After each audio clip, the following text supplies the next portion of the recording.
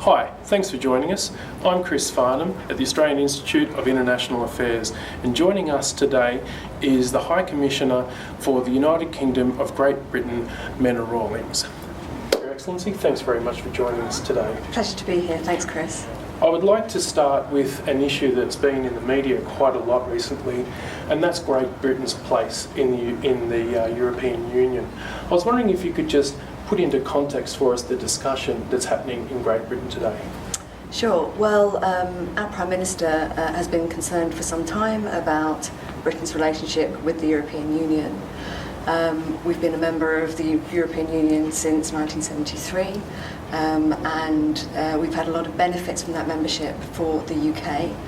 But there's been a series of concerns across 4 different areas, which briefly are around sovereignty, economic governance, competitiveness, and migration.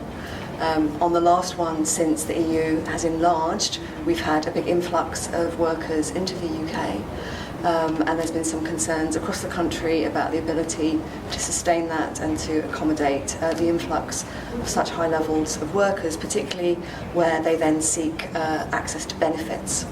So the Prime Minister went to the last election on a platform of trying to deal with that. He's negotiated a reform package with the European Union, which was agreed by all other 27 member states at the weekend. And he was in Parliament yesterday talking about an EU referendum, which will be an in-out referendum in the UK, which should be held on Thursday the 23rd of June. And the idea is that that gives the people the opportunity to have their say and to really try and sort out this debate once and for all. The Prime Minister has been very clear that he thinks he's got the deal he needs, and that he wants to see Britain remain in the EU, but on a reformed basis and with a different relationship for the UK than that which has existed hitherto. Another issue that's been in the media a lot, especially in this part of the world, is the contest for sovereignty in the South China Sea. Now, Great Britain has a rather unique position or responsibility even in this issue, given the five-power defence agreement, which involves Great Britain, Australia, New Zealand, Singapore and Malaysia, Malaysia being one of the claimants in the South China Sea. Yeah. How does Britain look to defend its values in the region, where we see the values of international rules and norms coming under a challenge? Sure.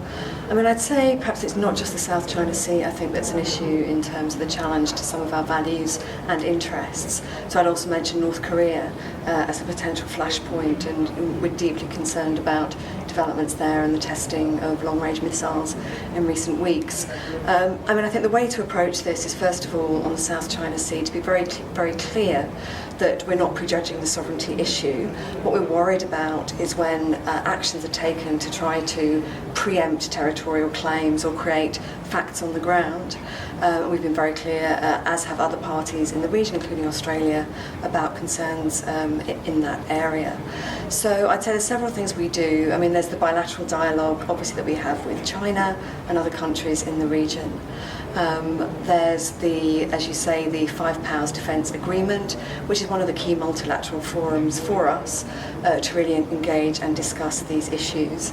There's close working through the UN.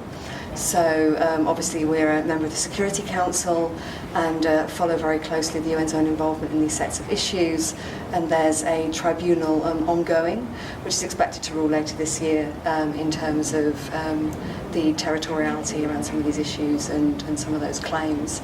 But crucially for me, this is why the relationship with Australia is so important, because at heart we have very similar values and we have shared interests, and making sure that we're aligned on these issues, that we're talking to each other, that we understand each other's position, that we're coordinating both within the FPDA but also more broadly, I think is absolutely critical. And I spend a lot of time talking to my colleagues in DFAT and across the Australian government on all those issues. Absolutely.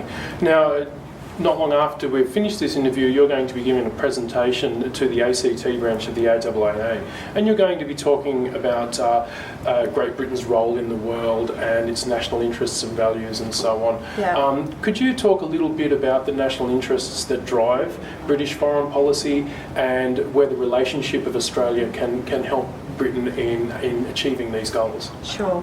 I mean, I think I'd probably define our national interest on 3 pillars, if you like. The first is prosperity. So we are a trading nation. We're one of the world's biggest economies. And therefore, having an open international system which complies with international rules and obligations is incredibly important to us in terms of maintaining the prosperity of the United Kingdom.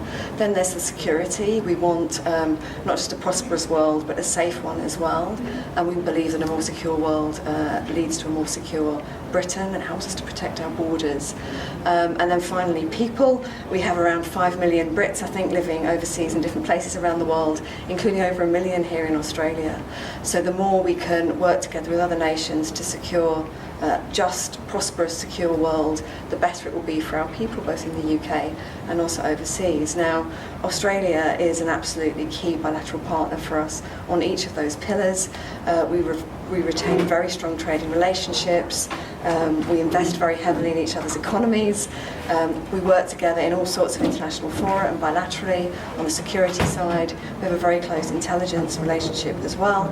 And then on people, the people exchange between our 2 countries is immense and actually the sort of beating heart of the relationship, I think. So on all of those pillars, I would say we have a very clear national interest and we have a very clear interest in working with Australia to promote the interests of both of our countries. Absolutely, and I think you'll quite often find that these interests are very much reflected, and the interest in the bilateral ties, I'm sure you get a lot of buy-in from this country as well. Yeah, absolutely, yeah. And it's, I should just say it's great to be here as a British diplomat and as the British High Commissioner. It's a wonderful country and a fantastic relationship. Excellent, glad to hear it.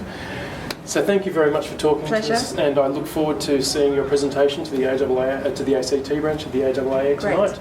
And if you would like to access the High Commissioner's presentation to the ACT branch of the AIIA, please visit us at www.australianoutlook.org.au. Thanks very much.